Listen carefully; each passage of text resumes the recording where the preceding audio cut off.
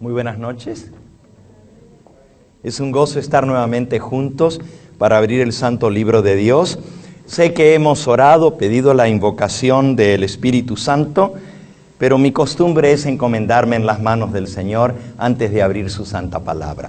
Los que puedan acompañarme, acostumbro a orar a mi Padre Celestial de rodillas. Si no puedes arrodillarte, entonces inclina tu rostro en el lugar donde estás.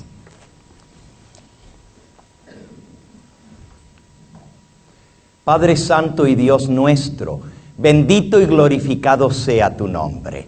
Qué privilegio es invocar el nombre de Jesucristo, tu Hijo, y de pedir la dirección de tu Espíritu Santo en el estudio de tu palabra en esta hora.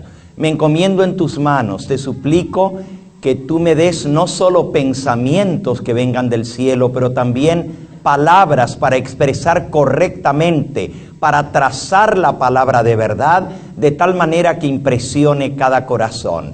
Y también te pido que toques cada corazón con tu Espíritu Santo para que la semilla pueda caer en buen terreno y dar fruto para vida eterna.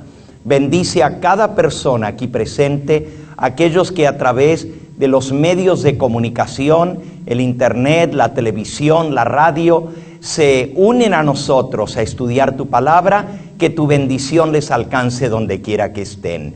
Gracias por la seguridad que tú nos diste, que todo lo que pidamos al Padre en tu nombre tú lo harías.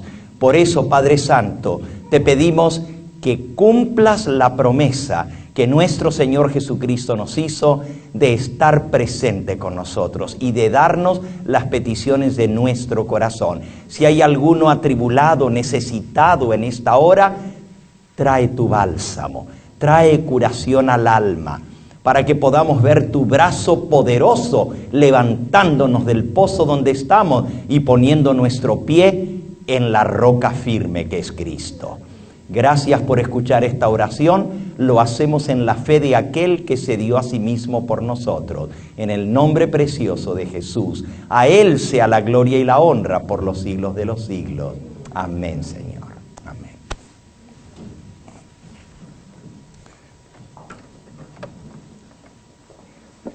Hoy nos toca ver un tema sumamente interesante. Los eventos relacionados con la venida de nuestro Señor Jesucristo y lo que ha de suceder inmediatamente después de que Él aparezca. Hemos aprendido hasta ahora que cuando Él venga, va a venir en gloria, en majestad, acompañado de millones de ángeles, y viene a hacer juicio, viene a dar su merecido a cada uno según sea su obra. En el libro de Apocalipsis, en el capítulo 22, la última página de la Biblia, Apocalipsis 22, dice el versículo 12. He aquí yo vengo pronto y traigo mi galardón conmigo para recompensar a cada uno según sea su obra. El Señor dice, vengo pronto y traigo mi galardón. Galardón es recompensa. Él viene a dar su recompensa a cada uno según sea su obra. Entonces, hemos aprendido también que en la venida de Cristo sonará la trompeta. Los muertos en Cristo resucitarán incorruptibles y los vivos seremos transformados. Y todos juntos seremos arrebatados en las nubes a recibir al Señor en el aire. Vamos a leer un versículo que nos sirve de repaso de lo que hemos visto hasta ahora y desde allí nos vamos a lanzar para lo nuevo que vamos a aprender esta noche. Primera de Tesalonicenses 4, versículo 13 al 17 dice así. Y es el resumen de todo lo que hemos aprendido hasta ahora. Tampoco queremos, hermanos, que ignoréis acerca de los que duermen. ¿Quiénes son los que duermen? Los muertos. Para que no se entristezcáis como los otros que no tienen esperanza. Porque si creemos que Jesús murió y resucitó, Estamos en 1 de Tesalonicenses 4, ahora en el versículo 14. Si creemos que Jesús murió y resucitó, así también debemos creer que Dios traerá con Jesús a la vida a los que durmieron en él. Versículo 15. Por lo cual os decimos esto en palabra del Señor, que nosotros, los que vivimos, los que habremos quedado, que nosotros los que vivimos, los que habremos quedado hasta la venida del Señor, no precederemos a los que durmieron, porque el Señor mismo, versículo 16, con voz de mando, con voz de arcángel y con trompeta de Dios descenderá del cielo, y los muertos en Cristo resucitarán primero. Y luego nosotros, los que vivimos, los que hayamos quedado, seremos arrebatados juntamente con ellos en las nubes para recibir al Señor en el aire, y así estaremos siempre con el Señor. La palabra de Dios es clara. Cristo con voz de mando, con voz de arcángel, con la trompeta de Dios desciende del cielo, resucitan los muertos incorruptibles, los vivos, como leímos en 1 de Corintios 15, seremos transformados y todos juntos seremos arrebatados, dice aquí, en las nubes. Yo creo en el arrebatamiento de la iglesia.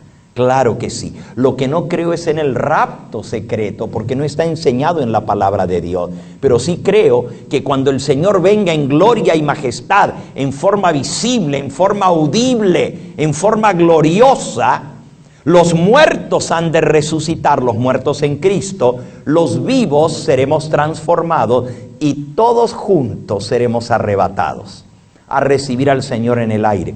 Si ustedes notan, este versículo no dice que Cristo baja a la tierra y pone su pie aquí en la tierra. Dice más bien que nosotros vamos a ser ¿qué? Arrebatados, levantados en las nubes a recibir al Señor en el aire. Es importante que veamos esto, porque hay personas que enseñan que cuando Cristo venga va a establecer su reino aquí en la tierra. Pero según lo que acabamos de leer, nosotros seremos arrebatados en las nubes para irnos con Él. Es la misma promesa que leímos el primer día que comenzamos a estudiar de la segunda venida de Cristo. San Juan capítulo 14. Aquella promesa que les dije que es la más hermosa de toda la Biblia, donde Cristo dice: voy a preparar lugar para vosotros, pero vendré otra vez. Y os tomaré conmigo mismo para que donde yo estoy, vosotros también estéis. Vamos a buscar San Juan capítulo 14, para que quede claro que cuando Él venga, nos va a llevar con Él. Dice el versículo 1 del capítulo 14. No se turbe vuestro corazón. Creéis en Dios, creed también en mí. Versículo 2. En la casa de mi Padre muchas moradas hay. Si no fuera así, os lo hubiera dicho. Voy pues a preparar lugar para vosotros. Fíjense que dice: en la casa de mi Padre muchas moradas hay. Voy a preparar lugar para vosotros. Versículo 3. Y cuando me fuere y os haya preparado lugar, vendré otra vez y os tomaré a mí mismo, para que donde yo estoy, vosotros también estéis. Así que ¿dónde es que nos va a llevar el Señor cuando venga a tomarnos, a arrebatarnos? A la casa del Padre, a donde están las moradas que Él tiene preparadas para nosotros, para que donde Él está, donde yo estoy, dice Él, vosotros también estéis. Otro versículo, San Juan capítulo 17. San Juan capítulo 17. Dice allí en el versículo 24. Es la oración de Cristo por sus seguidores, por sus discípulos. Padre, aquellos que me has dado, quiero que donde yo estoy, también ellos estén conmigo, para que vean mi gloria, que me has dado porque me has amado desde antes de la fundación del mundo. Quiero que aquellos que me has dado estén donde yo estoy, para que vean mi gloria. En esta oración, al principio de la oración, que se conoce como la oración intercesora de Cristo, en el capítulo 17, dice en el versículo 5, ahora pues, Padre, glorifícame tú al lado tuyo con aquella gloria que tuve contigo antes de que el mundo fuese. En esta oración Cristo le dice al Padre, en el versículo anterior, en el 4, yo te he glorificado a ti en la tierra, he acabado la obra que me diste que hiciese. Versículo 5, ahora pues, Padre, glorifícame tú al lado tuyo, con aquella gloria que tuve contigo antes que el mundo fuese. Cuando Cristo ascendió al cielo, se sentó a la diestra de Dios. Se sentó a la diestra del Padre y recibió el mismo poder, la misma gloria que Él había tenido desde toda la eternidad con el Padre. Ayer estudiábamos cómo Él está sentado en el mismo trono del Padre. En Apocalipsis capítulo 3, Apocalipsis capítulo 3, dice en el versículo 21, Apocalipsis 3, 21.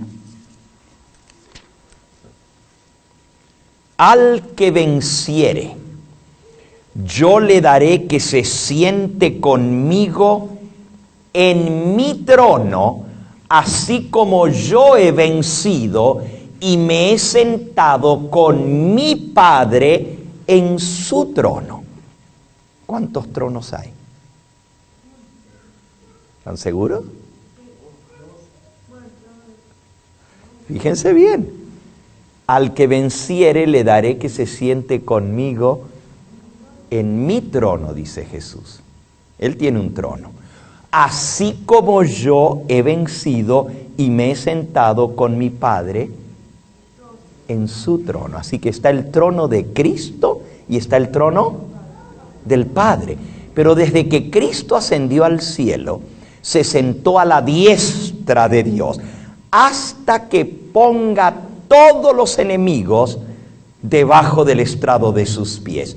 Pero cuando Él venga en su gloria, entonces se sentará en su propio trono de gloria. Vamos a leerlo. Mateo capítulo 25 y versículo 31. Mateo 25, 31. Dice, cuando el Hijo del Hombre venga en su gloria y todos los santos ángeles con Él, entonces se sentará en su trono de gloria.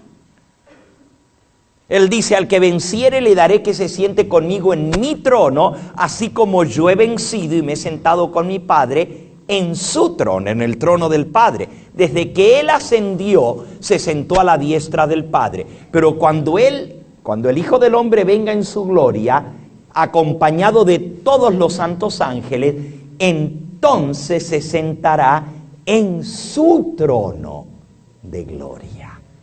Y el versículo 32 dice, y serán reunidas delante de Él todas las naciones. Y apartará los unos de los otros, como aparta el pastor las ovejas de los cabritos. Ese será el día de la recompensa. Ahora, en su venida, Él no toca la tierra. Él viene sentado en su trono, pero en una nube. Vamos a leerlo, Apocalipsis capítulo 14. Apocalipsis capítulo 14. Dice el versículo 14. Miré, dice Juan, y he aquí una nube blanca, y sobre la nube uno sentado, semejante al Hijo del Hombre, que tenía en la cabeza una corona de oro y en la mano una hoz aguda. Y del templo salió otro ángel clamando a gran voz al que estaba sentado sobre la nube: mete tu hoz y siega, porque la hora de segar ha llegado, pues la mies de la tierra está madura. Y el que estaba sentado sobre la nube metió su hoz en la tierra, y la tierra fue segada. La siega es la cosecha final, cuando el Señor viene a recoger el fruto de la tierra para ponerlo en el granero de Dios. Pero va a haber dos tipos de cosecha. Y fíjense qué interesante. Vamos a San Mateo en el capítulo 13. San Mateo capítulo 13. Ya vimos que Él viene sentado en su trono en una nube, pero trae una hoz aguda. Ahora en Mateo 13 está una parábola que se conoce como la parábola del trigo y la cizaña. Comenzando en el versículo 24 dice: les refirió otra parábola diciendo: el reino de los cielos es semejante a un hombre que sembró buena semilla en su campo. Pero mientras dormían los hombres, vino su enemigo y sembró cizaña entre el trigo y se fue. Cuando salió la hierba y dio fruto, también apareció la cizaña. Vinieron entonces los siervos del padre de familia y le dijeron: Señor, ¿no sembraste buena semilla en tu campo? ¿De dónde pues tiene cizaña? Versículo 28. Y él les dijo: un enemigo ha hecho esto. Y los siervos le dijeron: ¿Quieres pues que vayamos y la arranquemos? Versículo 29. Él les dijo: no sea que al arrancar la cizaña arranquéis también con ella el trigo. Dejad crecer, versículo 30, juntamente lo uno y lo otro hasta la siega. Y al tiempo de la siega yo diré a los segadores: recoged primero, ¿qué cosa? La cizaña, y atadla en manojos para quemarla, pero recoged el trigo en mi granero.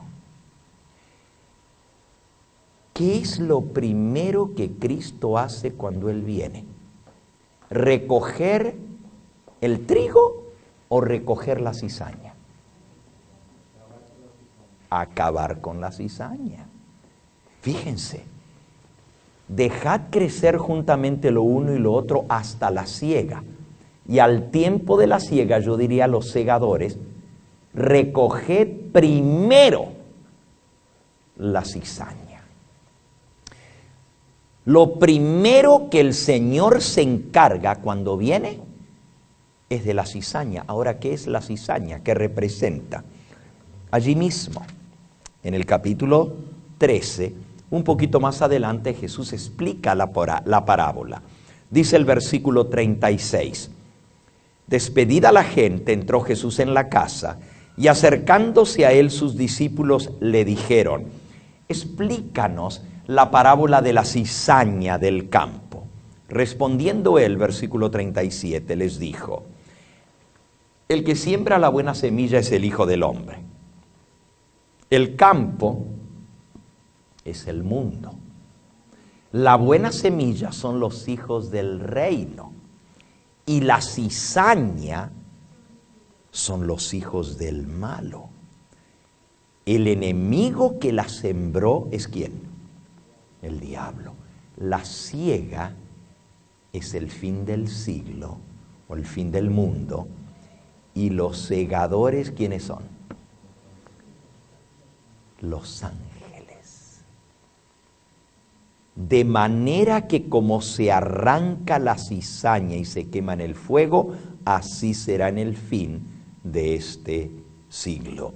Enviará el Hijo del Hombre a sus ángeles y recogerán de su reino a todos los que sirven de tropiezo y a los que hacen iniquidad, y los echarán en el horno de fuego. Allí será el lloro y el crujir de dientes, y entonces los justos resplandecerán como el sol en el reino de su Padre. El que tiene oídos para oír, oiga. Así que miren qué interesante, los segadores son los ángeles. Pero antes de recoger el trigo en el granero de Dios o en el reino de su Padre, porque ya leímos que nos va a llevar con Él, para que estemos con Él y veamos su gloria que Él tuvo con el Padre desde toda la eternidad. Antes de eso, Cristo tiene que hacer un trabajo aquí. Y manda a sus ángeles a hacer ese trabajo. A destruir primero la cizaña. Los hijos del malo. Yo no sé de dónde saca la gente la idea de que cuando Cristo venga, Él se va a llevar a su pueblo y los demás se van a quedar aquí vivitos y coleando en la tierra. Si aquí dice que lo primero que viene a hacer es a destruir la ¿qué? La cizaña. Recoged primero la cizaña y después recoged el trigo. ¿Cómo va a ser cuando Cristo aparezca?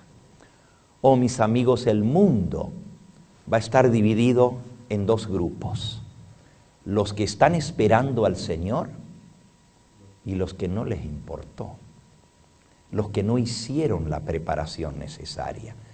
Aunque tuvieron oportunidad, aunque escucharon el mensaje de Dios, tuvieron la oportunidad de salvación, pero no les importó.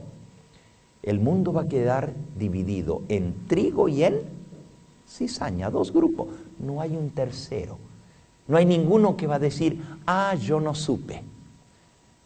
Nobody in between. No va a haber nadie de un lado o del otro.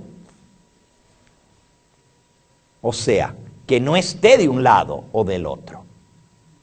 Todos estaremos o de un lado o del otro. Seremos trigo o seremos cizaña.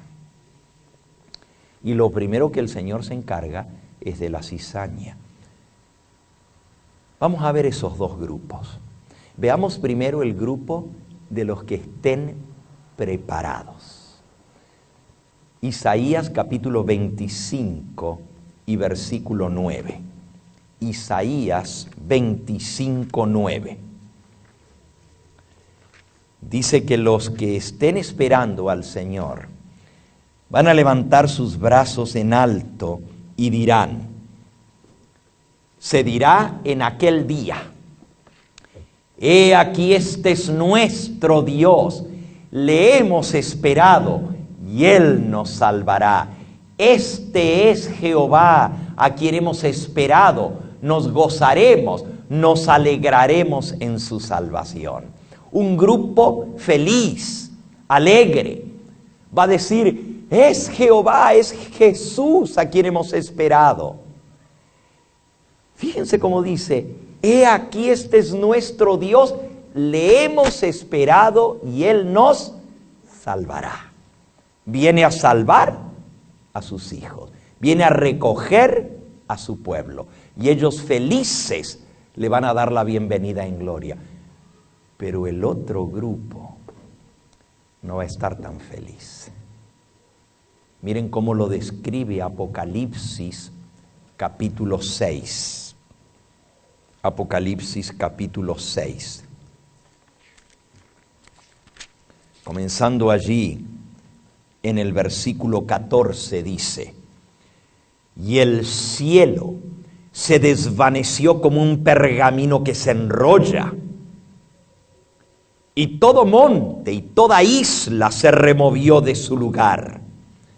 Y los reyes de la tierra, los grandes, los ricos, los poderosos, y todo siervo y todo libre, se escondieron en las cuevas y entre las peñas de los montes, y decían a los montes y a las peñas: caed sobre nosotros y escondednos del rostro de aquel que está sentado sobre el trono y de la ira del Cordero, porque el gran día de su ira ha llegado, y ¿quién podrá sostenerse en pie? ¿Notaron que dice escondernos del rostro de aquel que está sentado sobre el trono? Acabamos de leer que hay dos tronos, el trono del Padre y el trono del Hijo, pero que cuando el Hijo venga en su gloria, vendrá sentado en su trono de gloria. Viene sentado en la nube blanca que lo baja a esta tierra. Y aquí dice que los impíos, los malos, los rebeldes, los poderosos, los capitanes, los ricos, los grandes, y todos, pequeños y grandes, despavoridos, van a huir. Se van a esconder entre los escondrijos de las rocas, en las montañas, en las cavernas de la tierra, y van a gritar despavoridos a las rocas y a las montañas: caed sobre nosotros y escondednos del rostro del que viene sentado sobre el trono y de la ira del Cordero, porque ha llegado el gran día de su ira, y ¿quién podrá estar en pie? Nos guste o no, estemos preparados o no, lo creamos o no, lo aceptemos o no, vamos a estar o en un grupo o en el otro. O estaremos entre los que van a levantar sus brazos en alto y van a decir: y aquí este es nuestro Dios, le hemos esperado y Él nos salvará. O estaremos entre el otro grupo que van a huir despavoridos de su presencia. Ahora, ¿qué va a pasar con esos que no estaban preparados? Que van a rogar a los montes y a las peñas que caigan sobre ellos. ¿Qué va a pasar con ellos? Los otros ya sabemos. Los muertos en Cristo resucitan primero, los vivos somos transformados y todos juntos somos arrebatados en las nubes a darle la bienvenida al Señor en el aire. Pero ¿qué va a pasar con los impíos? Con los malos. Segunda de Tesalonicenses, capítulo 1. Segunda de Tesalonicenses, capítulo 1.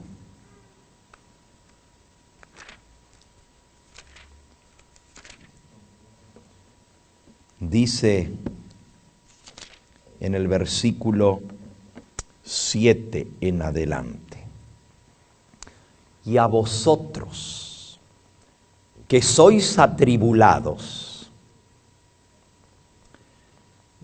Fíjense que está hablando de la tribulación este pasaje. Ya estudiamos el primer día que antes de que Cristo venga vamos a pasar por un periodo de tribulación. Vamos a leer desde el versículo 6. Porque es justo delante de Dios pagar con tribulación a los que os atribulan. Versículo 7. Y a vosotros que sois atribulados, daros reposo con nosotros, cuando se manifieste el Señor Jesús desde el cielo, con los ángeles de su poder, en llama de fuego, para dar retribución a los que no conocieron a Dios ni obedecen al Evangelio de nuestro Señor Jesucristo, los cuales sufrirán pena de eterna perdición, excluidos de la presencia del Señor y de la gloria de su poder, cuando venga en aquel día para ser glorificado en sus santos y ser admirado en todos los que creyeron, por cuanto nuestro testimonio ha sido creído entre vosotros. Si tú crees el testimonio de la palabra de Dios, en ese día el Señor va a venir a librarnos de la tribulación, a sacarnos de en medio de aquellos que nos atribulan. Y nosotros seremos glorificados con Él.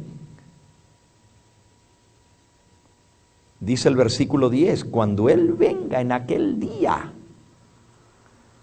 para ser glorificado en sus santos y ser admirado en todos los que creyeron.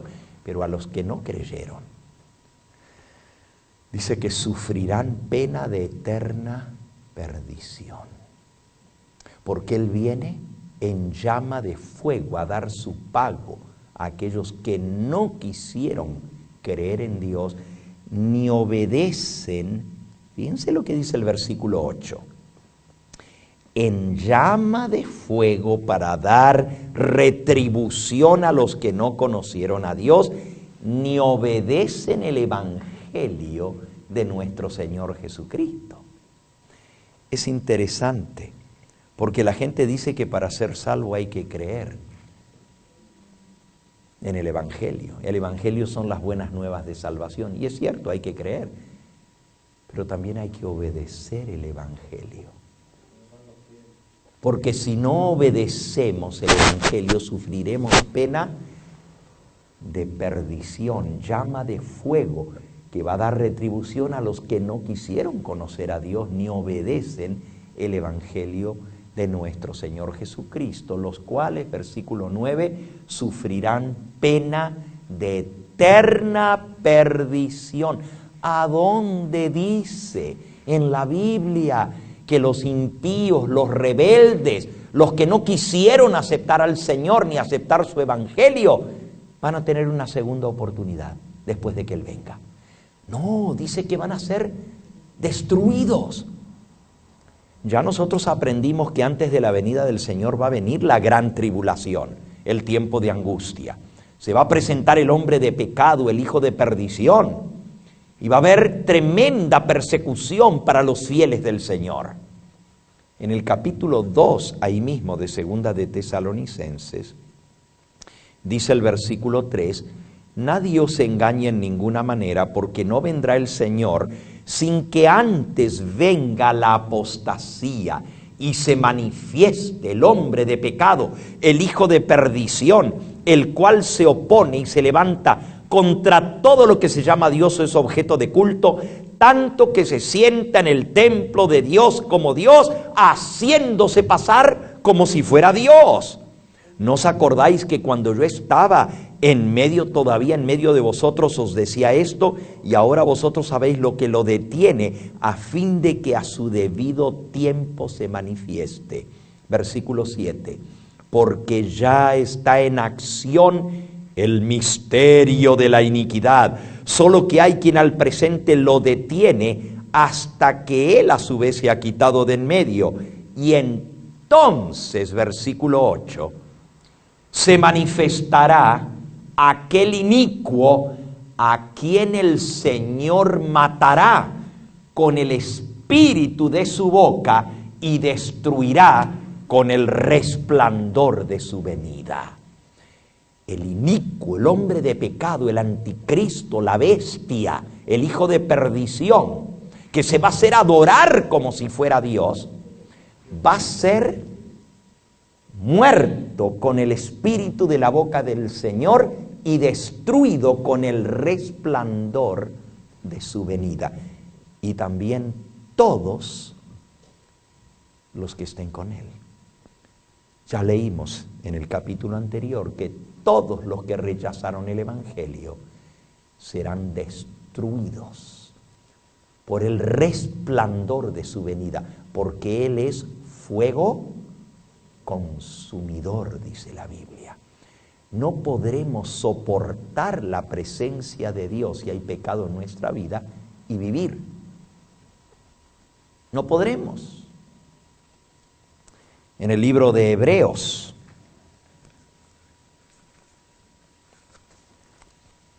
en el capítulo 10, Hebreos capítulo 10.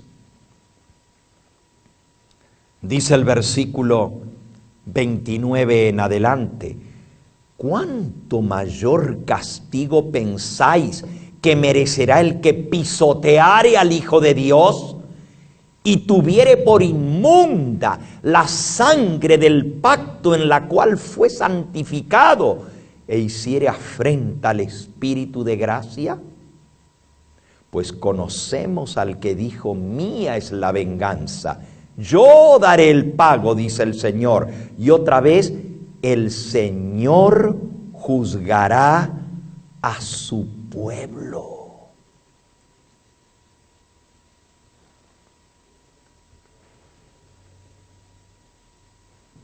Versículo 26. Porque si pecáramos voluntariamente después de haber recibido el conocimiento de la verdad, ya no queda más sacrificio por los pecados, sino una horrenda expectación de juicio y de hervor de fuego que ha de devorar a los adversarios.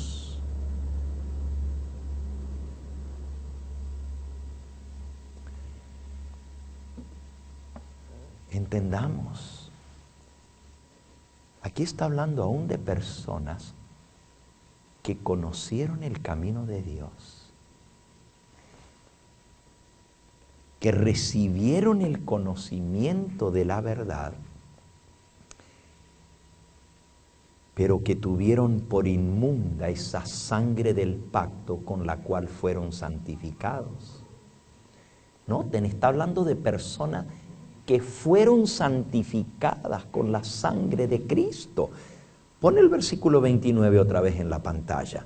¿Cuánto mayor castigo pensáis que merecerá el que pisoteare al Hijo de Dios y tuviere por inmunda la sangre del pacto en la cual fue santificado e hiciere afrenta al Espíritu de gracia? ¿Tú sabes lo que es eso? Es que hay gente que dice: bueno, si yo soy salvo y ya Cristo me salvó, ya yo estoy salvo para siempre, ya no me puedo perder. Pero aquí dice que hay personas que, habiendo sido santificados por la sangre preciosa de Cristo, hacen afrenta contra el Espíritu Santo, el Espíritu de gracia, y tienen por inmunda esa sangre del pacto con la cual fueron santificados. Y van a ser destruidos, porque el Señor viene a juzgar a su pueblo. Horrenda cosa es caer en manos del Dios vivo. Horrenda cosa es caer en manos del Dios vivo, versículo 31. Así que, ¿qué va a pasar con los impíos y aún con los que fueron parte del pueblo de Dios y hasta fueron santificados con la sangre de Cristo, pero voluntariamente? Fíjense, hay que tener mucho cuidado con esto. Versículo 26. Esa doctrina de una vez salvo, siempre salvo. If you're saved, you're always saved. It's a lie. Esa doctrina de que una vez salvo, siempre salvo, ya estás salvo, total, ya Cristo te salvó y no importa lo que hagas, como ya Él te salvó, pues te vas a salvar. No es cierto, porque Dios respeta el libre albedrío de cada individuo. Y si yo, después de haber aceptado a Cristo, me vuelvo atrás y tengo por inmunda esa sangre del pacto con la cual fui santificado y hago afrenta al Espíritu Santo de Dios que me llama al arrepentimiento y no quiero arrepentirme, ya el sacrificio de Cristo no me puede cubrir. ¿Por qué? Porque tengo por inmunda la sangre del pacto. Miren el versículo 26. Porque si pecáramos voluntariamente, voluntariamente es, sé lo que estoy haciendo y lo voy a hacer porque lo quiero hacer.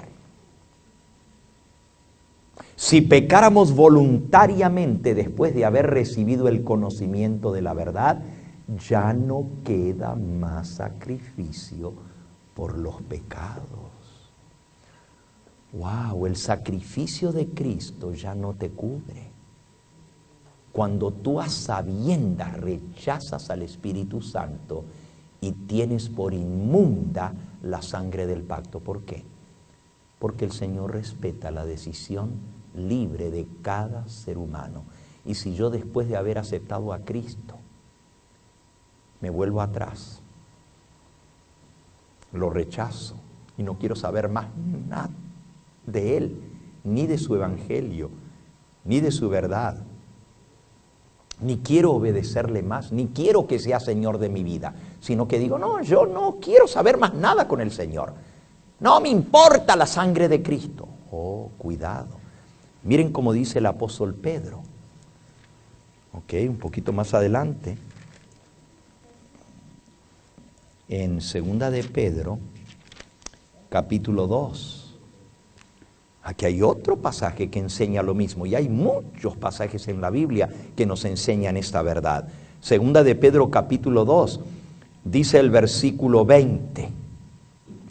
Ciertamente, si habiéndose ellos escapado de las contaminaciones del mundo por el conocimiento del Señor y Salvador Jesucristo, enredándose otra vez en ellas son vencidos, su postrer estado viene a ser peor que el primero. ¡Wow! Fíjense que está hablando de gente que conoció al Señor y al Salvador Jesucristo y se escapó de las contaminaciones del mundo por el conocimiento del Señor, le aceptó como Señor y Salvador, pero volvió y se enredó otra vez en la misma basura de antes. Su postrer estado viene a ser peor que antes que no conociera a Cristo. Versículo 21, porque mejor les hubiera sido no haber conocido el camino de la justicia, que después de haberlo conocido, volverse atrás del santo mandamiento que les fue dado. Porque les ha acontecido, versículo 22, lo del verdadero refrán, el verdadero proverbio. El perro vuelve a su vómito y la puerquita lavada a revolcarse en el cieno. ¿Qué dice aquí? Que una persona que conoció al Señor y se volvió atrás es como el perro que vomita y luego va y se vuelve a comer su propio vómito. Y sí lo han visto en los perros, ¿verdad? Vomitan y luego van y lamen su propio vómito. Así considera Dios a la persona que después de haber conocido el camino de la verdad y la justicia, se vuelve a la vida antigua. Dice que es peor que antes, porque a lo menos antes había esperanza porque no conocía a Cristo. A lo menos antes, bueno, si llega a conocer a Cristo, lo va a aceptar y se va a salvar, pero si ya lo conoce y se volvió atrás, ¿qué esperanza le queda? Ahora, yo no digo que Dios no pueda perdonar. El problema es cuando nosotros afrentamos al Espíritu Santo de Dios. Afrentar es ponernos en contra, porque la obra del Espíritu Santo es convencernos de pecado, es llevarnos al arrepentimiento. Pero si yo no quiero arrepentirme y no me importa que estoy pecando contra Dios, estoy blasfemando al Espíritu Santo. Y el pecado que Dios no puede perdonar es el pecado contra el Espíritu Santo. ¿Por qué? Porque es el pecado del cual no quiero arrepentirme. El Espíritu Santo me llama al arrepentimiento. El Espíritu Santo me induce a que me arrepienta y vuelva al Señor para recibir perdón, y yo endurezco mi corazón y digo, no quiero saber más de Cristo, no quiero saber más de su sangre, No quiero saber del Espíritu Santo, es más, voy a hacer lo que a mí se me da la gana, voy a vivir como yo quiero, fuera con Cristo. Qué horrible una persona que pueda pensar de esta manera. Pero esos también van a sufrir pena de eterna perdición y van a ser destruidos por el resplandor de la venida de Cristo. Miren cómo lo describe el profeta Jeremías. Jeremías en el capítulo 25. A ver, ¿qué va a pasar con los impíos? Con los malos, con los rebeldes, con los que endurecieron su corazón. Jeremías 31.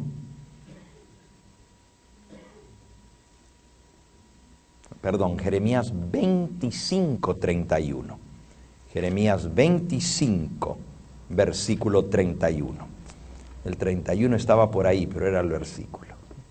Dice así: llegará el estruendo hasta el fin de la tierra, porque Jehová tiene juicio contra las naciones. Él es el juez de toda carne. Entregará los impíos a espada, dice Jehová.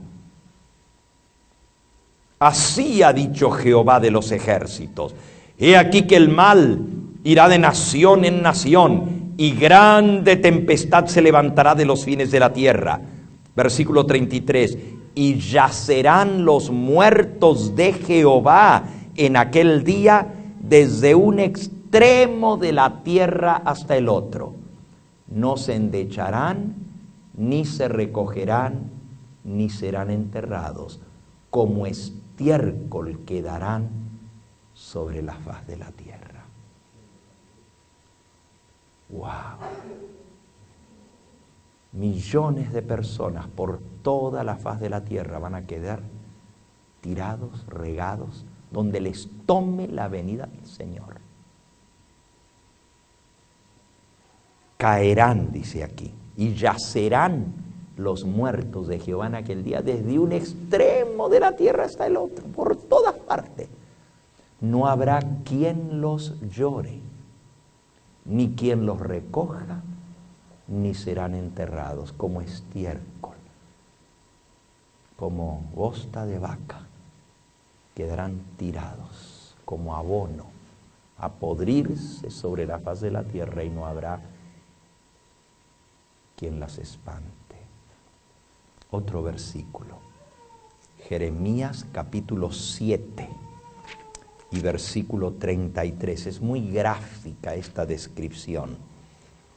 Jeremías capítulo 7, dice el versículo 33. Y haré cesar de las calles y de las ciudades de Judá y de las calles de Jerusalén la voz de gozo, la voz de alegría, la voz del esposo, la voz de la esposa, porque la tierra será desolada. Bueno, ese era el 34, pero vamos a leer el 33, vamos a leer el 33. Y serán los cuerpos muertos de este pueblo para comida de las aves del cielo y de las bestias de la tierra, y no habrá quien las espante. Los impíos se los van a comer los zopilotes, los buitres, las aves de rapiña, las águilas y las bestias de la tierra, y no va a haber quien las espante. Capítulo 8 y versículo 1. En aquel tiempo, dice Jehová, sacarán los huesos de los reyes de Judá y los huesos de sus príncipes y los huesos de sus sacerdotes y los huesos de los profetas y los huesos de los moradores de Jerusalén fuera de sus sepulcros. El terremoto gigantesco va a tirar fuera los huesos de los sepulcros y quedarán esparcidos al sol, versículo 2, y a la luna y a todo el ejército del cielo, a quienes amaron y a quienes sirvieron y en pos de quienes anduvieron y a quienes preguntaron y ante quienes se postraron. No serán recogidos ni enterrados, serán como estiércol sobre la faz de la tierra. Jeremías capítulo 9 y versículo 22. Habla, así ha dicho Jehová, los cuerpos, los cadáveres de los hombres muertos caerán como estiércol sobre la faz del campo, como manojo tras el segador, y no hay quien lo recoja. ¡Qué espectáculo tan impresionante! Millones de personas quedarán regados por todas partes de la tierra, fulminados por la presencia del Señor. Dice que van a ser pasados a espada. Bueno, o van a morir por el resplandor de su venida o van a morir por la espada. La verdad que son las dos cosas al mismo tiempo, porque allá donde decía en Jeremías 25, serán pasados por espada, dice Jehová. Esa espada es la misma palabra del Señor que sale de su boca. Lo podemos leer en Apocalipsis capítulo 19. Apocalipsis capítulo 19. Aquí se describe la venida del Señor de una manera gloriosa, de una manera como un espectáculo triunfante, de un general que viene al frente de su ejército libertador y viene a libertar a los cautivos, como un general que el enemigo ha tomado cautivo al pueblo y ahora éste viene con todo su ejército a libertar a los cautivos. Lo presenta como viniendo en un caballo blanco. Apocalipsis 19, versículo 11. Dice Juan, entonces vi el cielo abierto, y aquí un caballo blanco, y el que lo montaba se llamaba Fiel y Verdadero, y con justicia juzga y pelea. Sus ojos eran como llama de fuego. Había en su cabeza muchas diademas, una corona dentro de la otra, y tenía un nombre escrito que ninguno conocía sino él mismo. Estaba vestido de una ropa teñida en sangre, y su nombre es el Verbo de Dios. Y los ejércitos celestiales, vestidos de lino finísimo, blanco y limpio, le seguían en caballos blancos. De su boca sale una espada aguda. Ahí está la espada que va a destruir a los impíos, para herir con ella a las naciones. Él las regirá con vara de hierro, y él pisa el lagar del vino, del furor, de la ira del Dios Todopoderoso. Y en su vestidura y en su muslo tiene escrito este nombre: Rey de Reyes y Señor de Señores. Y vi a un ángel, dice Juan, que estaba en pie en el sol, y clamó a gran voz, diciendo a todas las aves que vuelan en medio del cielo: venid y congregaos a la gran cena de Dios. Versículo 18. Para que comáis carnes de reyes y de capitanes, y carnes de fuertes, y carnes de caballos y de su jinete, y carnes de todos, libres y esclavos, pequeños y grandes. ¿Cómo se le llama esto? A este ángel que está parado sobre el sol y hace la proclama a todas las aves del cielo: venid y congregaos a la gran cena de Dios. God's Great Supper, la gran cena de Dios. Wow. ¿Sabes que el capítulo 19 de Apocalipsis menciona 2 cenas? Esta se le llama la gran cena de Dios, God's Great Supper. A la otra se le llama la cena de bodas del Cordero. Y está en el mismo capítulo 19. Dice en el versículo 7, 8 y 9. Gocémonos, alegrémonos, démosle gloria, porque han llegado las bodas del Cordero y su esposa se ha preparado, y a ella se le ha concedido que se vista de lino fino, limpio y resplandeciente, porque el lino fino es las acciones justas de los santos. Y el ángel me dijo, versículo 9, bienaventurados los que son llamados a la cena de las bodas del Cordero. Y me dijo, estas palabras son verdaderas de Dios. So there are 2 suppers. Hay 2 cenas.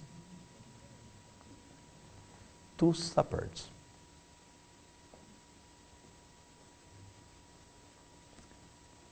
Una, la cena de bodas del Cordero. Y la otra, la gran cena de Dios. And you know what? Like it or not, te guste o no, todos vamos a estar o en una cena o en la otra. Te repito, nomás hay 2 cenas. Y aunque no lo quieras creer, ni lo quieras aceptar, ni lo recibas, todos los que estamos aquí y todos los que estemos vivos, cuando el Señor venga, vamos a estar o en una cena o en la otra. Si aceptamos el llamado a la cena de bodas del Cordero, nos sentaremos a la mesa con el Señor Jesús, cuando Él nos reciba para celebrar las bodas del Cordero en el reino de los cielos. Esa mesa tiene kilómetros y kilómetros de largo, millas de largo, es de plata, y estarán sentados en ella los millones de los redimidos, y el Señor mismo nos va a servir. Él va a estar sentado a la cabecera de la mesa y va a decir, venid benditos de mi Padre. ¿Se acuerdan lo que Él dijo cuando Él instituyó la Santa Cena? Él dijo, tomad, comed, esto es mi cuerpo que por vosotros es partido, haced esto en memoria de mí.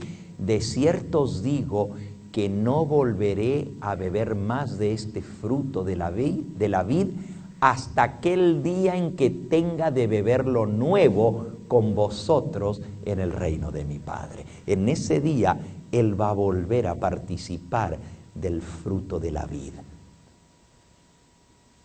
cuando en el reino de su Padre Él nos sirva la mesa. Así como Él le dio a sus discípulos, tomad, bebed, esto es mi sangre. Ahora, con Él y con todos los redimidos en el reino de su Padre, va a volver a participar. Esa es la cena de bodas del Cordero. Pero para eso hay que recibir una invitación. Bienaventurados, dice el versículo 9, los que son llamados a la cena de bodas del Cordero. You cannot crush the party. You gotta be invited. No puedes ir sin invitación. No te puedes colar a la fiesta de bodas del Cordero. Tienes que haber recibido la invitación. Y toda invitación a una cena de boda viene con una tarjetita que dice, please respond. Todos ustedes han recibido alguna vez una invitación a las bodas y siempre viene una tarjetita que hay que responder si van a ir o no van a ir a la fiesta para reservarle su lugar. Así es con la cena de bodas del Cordero. Tienes que recibir la invitación y tienes que responder a esa invitación. Y a menos que tú respondas a la invitación, no tendrás lugar reservado en la mesa. La invitación es para todos los llamados. Bienaventurados los que son llamados a la cena de bodas del Cordero. Pero yo tengo que responder, aceptar la invitación del Señor. Y aunque parezca algo tan sencillo, bueno, ¿y cómo se acepta? Es aceptando al Cordero, aceptando a Cristo, aceptando su sacrificio, aceptando lo que Él hizo por nosotros, recibiendo a Cristo en nuestro corazón, porque recibiéndole a Él, recibimos lo que Él nos ofrece. No es solamente aceptar la invitación a las bodas, es aceptarlo a Él como el Señor, como el Rey de Reyes y Señor de Señores. Mi pregunta es, ¿ya tú recibiste tu invitación? Did you get your invitation? I got mine. Yo ya recibí mi invitación. My question is, have you answered that invitation? ¿Ya respondiste a la invitación a la cena de bodas del Cordero? Tienes que responder y es individual. Nadie puede responder por ti. Tú tienes que responder, quiero, Señor. Ahora, ¿cuál es la otra alternativa? O estamos en la cena de bodas del Cordero sentados a la mesa, o estamos en la gran cena de Dios. Pero si nos toca estar en la gran cena de Dios, escuchen bien, o si a un hijo tuyo, a una hija tuya, o a un ser querido le toca estar en la gran cena de Dios, no van a estar sentados a la mesa. Van a hacer el menú de la cena.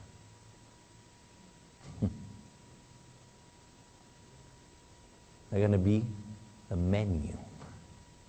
Porque la gran cena de Dios se proclama a todas las aves que vuelan por el cielo y a las bestias de la tierra: venid, venid a comer carnes de grandes, de pequeños, de ricos, de poderosos, de capitanes, de siervos, de libres. Y dice que vinieron las aves del cielo y las bestias de la tierra y se hartaron de las carnes de ellos.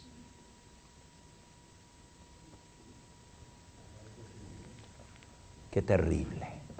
Yo no quisiera tener un ser querido en esa cena, a que sean comidos por los buitres. Justamente alguien me preguntó anoche, un joven, no lo veo aquí en esta noche: pastor, yo no entiendo eso de que dice, donde esté el cuerpo muerto se van a juntar las águilas. Y anoche me hizo esa pregunta. Vamos a ese versículo, vamos a ese versículo. Está en San Lucas, en el capítulo 17. Lucas 17.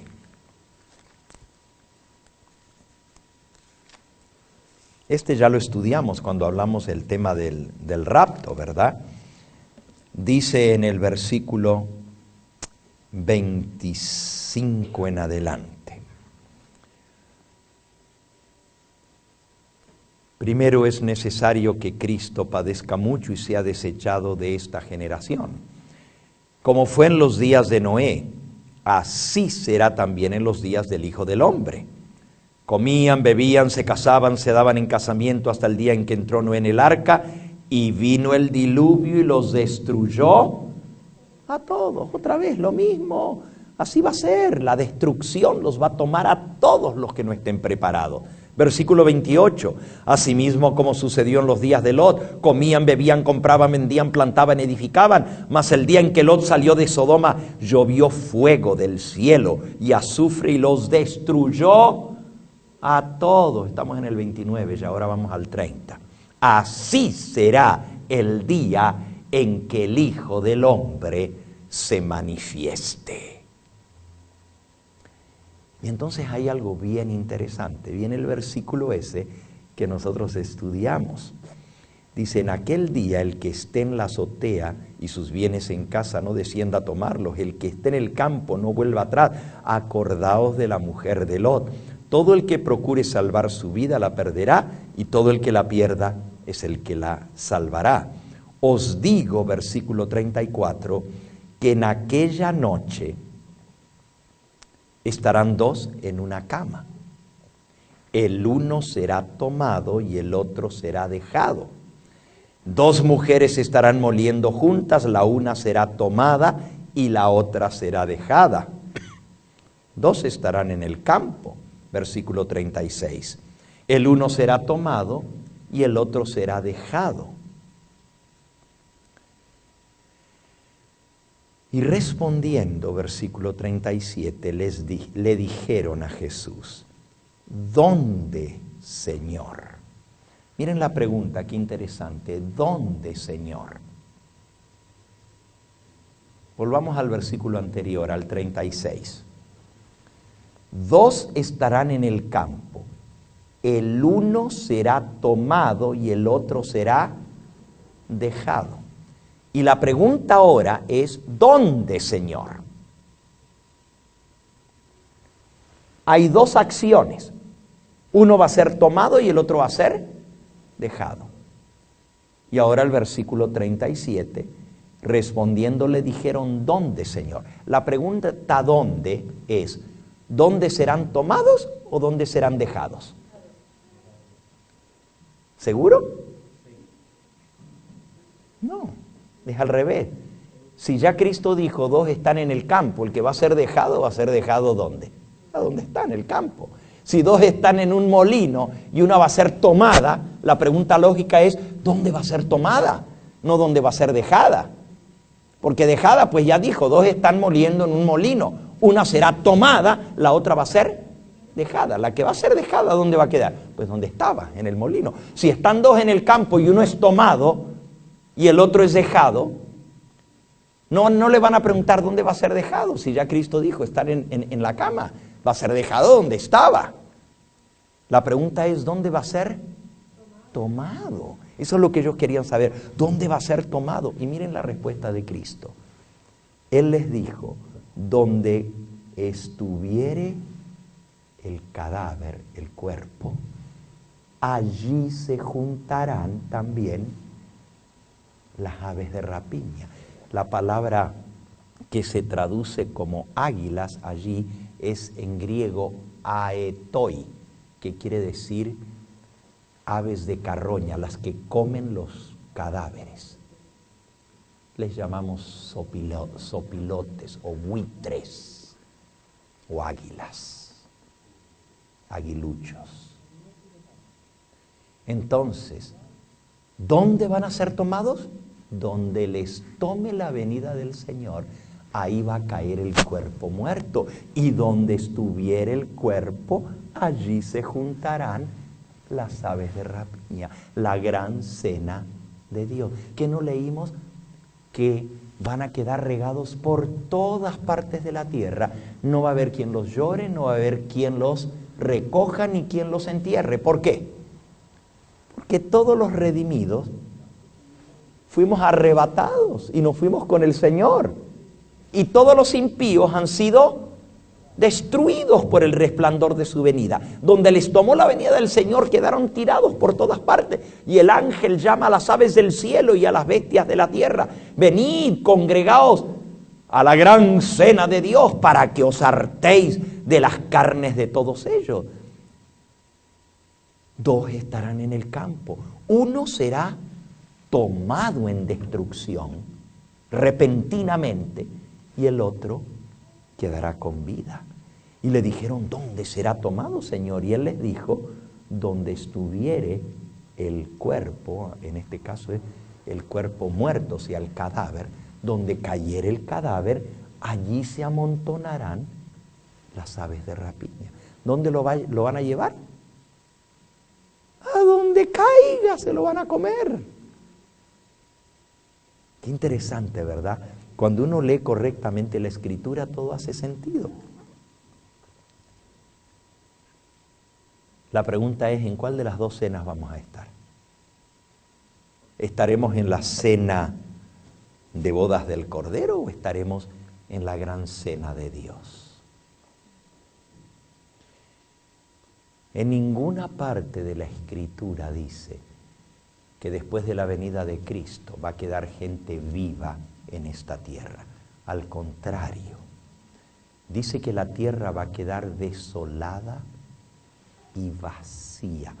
Vamos a leerlo en el libro de Jeremías nuevamente, en el capítulo 4. Jeremías, capítulo 4. Dice el versículo 23. Miré a la tierra, y aquí que estaba asolada y vacía, y a los cielos, y no había en ellos luz. Miré a los montes, y aquí que temblaban y todos los collados fueron destruidos. Miré y no había hombre. ¿Cuánta gente quedó aquí? ¿Cuánta gente? No había hombre. Y todas las aves del cielo ya se habían ido. Miré y aquí el campo fértil era como un desierto. Todas sus ciudades estaban asoladas delante de Jehová, delante del ardor de su ira. Porque así dijo Jehová: toda la tierra será asolada, pero no la destruiré del todo. Amigos, cuando el Señor venga, la tierra va a ser asolada, va a ser destruida. Todo lo que hay en ella, todos los seres humanos van a ser destruidos, pero Dios no va a destruir el planeta Tierra.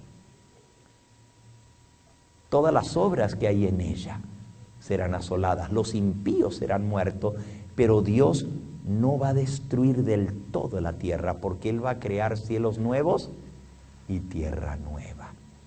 Eso va a ser para mañana.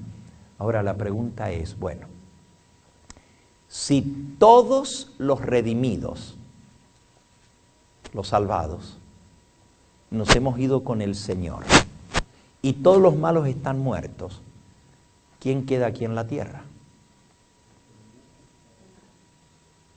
¿Queda algún ser humano aquí en la tierra? Ponme otra vez el versículo 26. Miré y aquí el campo fértil era el desierto. El 25. Y miré y no había hombre, y las aves del cielo se habían ido. Cuando terminaron de comer toda la carroña de millones de personas, todas las aves del cielo, no había más hombre. La tierra estaba vacía. ¿Por cuánto tiempo? ¿Saben ustedes que aunque no va a haber ningún ser humano vivo en esta tierra, va a quedar un ser que va a estar por 1000 años? Y ese es Satanás, que va a ser atado. Mañana vamos a hablar de eso. Vamos a leer nuestro último versículo en esta noche, Apocalipsis, capítulo 19, que estábamos leyendo hasta terminar el capítulo y el comienzo del 20. En el 19 decía, 17, vi a un ángel que estaba en pie sobre el sol y clamó a gran voz diciendo a todas las aves que vuelan en medio del cielo: venid y congregaos a la gran cena de Dios, para que comáis carnes de reyes, de capitanes, de fuertes, de caballos, de sus jinetes, de todos, libres y esclavos, pequeños y grandes. Y vi a la bestia y a los reyes de la tierra y a sus ejércitos reunidos para guerrear contra el que montaba el caballo y contra su ejército. Y la bestia fue apresada. ¡Aleluya! La bestia fue apresada, y con ella el falso profeta, que había hecho delante de ella las señales con las cuales había engañado a los que recibieron la marca de la bestia y habían adorado a su imagen. Estos dos fueron lanzados vivos dentro de un lago de fuego que arde con azufre, y los demás fueron muertos con la espada que salía de la boca del que montaba el caballo, y todas las aves se saciaron de las carnes de ellos, se hartaron. Y vi a un ángel que descendía del cielo con la llave del abismo y una gran cadena en la mano, y prendió al dragón, la serpiente antigua, que es el diablo y Satanás, y lo ató por 1000 años, y lo arrojó al abismo, y lo encerró, y puso su sello sobre él, para que no engañase más a las naciones, hasta que fuesen cumplidos 1000 años.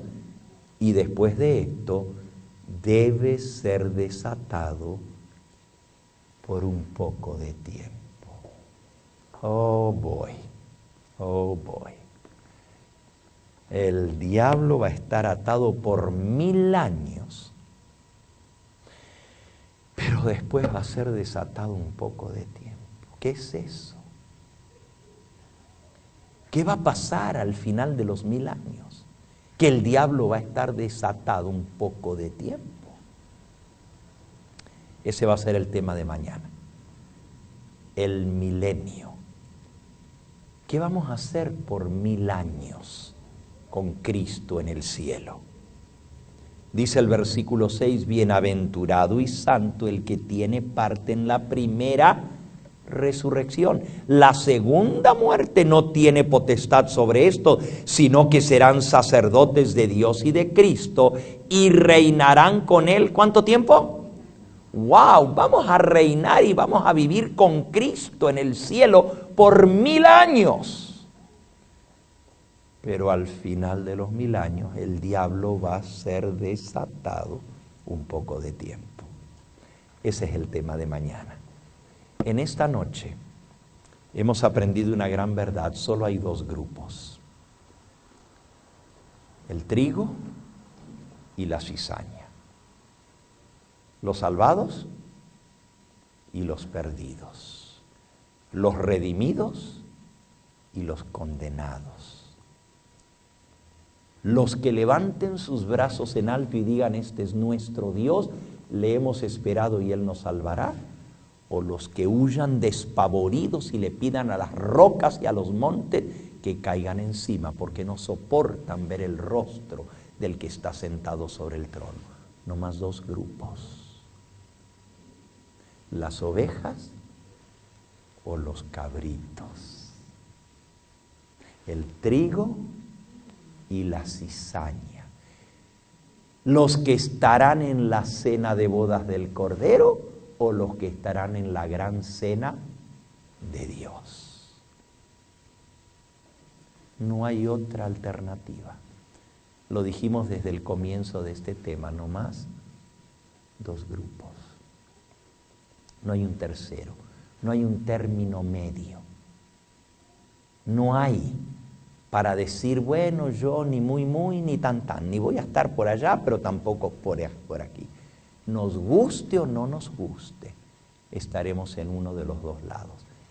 Lo más tremendo es que la decisión no se puede hacer a última hora. That decision must be made now. Esa decisión la tenemos que tomar ¿cuándo? Ahora.